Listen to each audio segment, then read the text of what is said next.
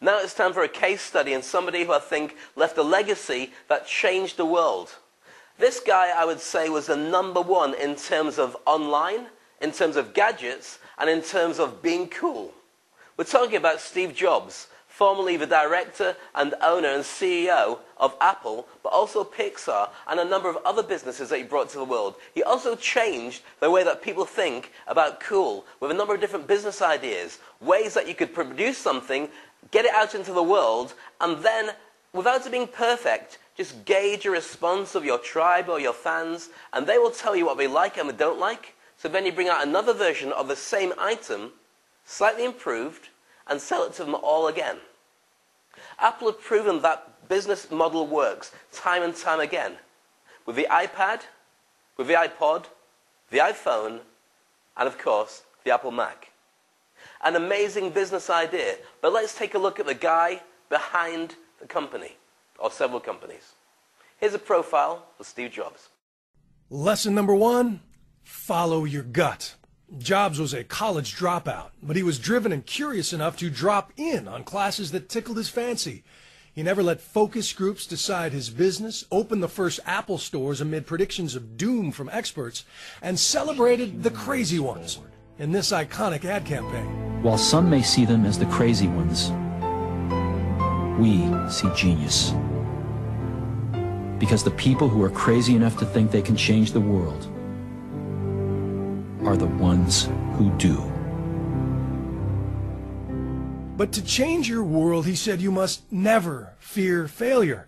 The penalty for failure, for going and trying to start a company in this valley, is non-existent. Of course, when he said those words in 1981, he had no idea he would be fired from his own company a few years later.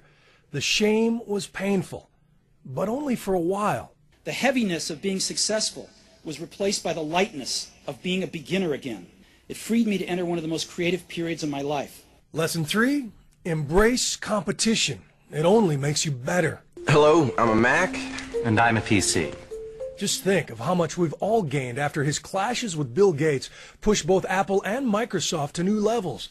And they both seem to appreciate that fact in the end. What's the greatest misunderstanding between in your relationship and this idea of catfight, this idea of which one of the many? We've kept our marriage secret for over a decade now. And as a rabid perfectionist, Jobs taught his troops, don't settle. Most companies sell quantity. Jobs insisted on seamless quality. And we call it the iPad. The first Macintosh took a grueling 3 years to perfect because he had to have the front look like a human face, and even the guts of the computer most people never see were scrapped if he found them too ugly. The only way to do great work is to love what you do. If you haven't found it yet, keep looking and don't settle. I've looked in the mirror every morning and asked myself, if today were the last day of my life, would I want to do what I am about to do today? People say you have to have a lot of passion for what you're doing, and it's totally true. And the reason is because it's so hard that if you don't, any rational person would give up.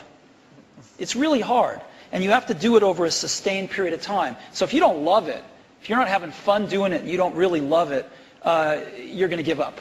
And that's what happens to most people, actually. If you really look at the ones that ended up being successful, unquote, in the eyes of society and the ones that didn't, oftentimes it's the ones that are successful loved what they did so they could persevere when it got really tough.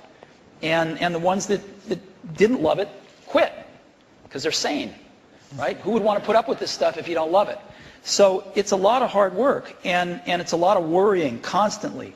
And if you don't love it, you're going to fail. So you got to love it, you got to have passion.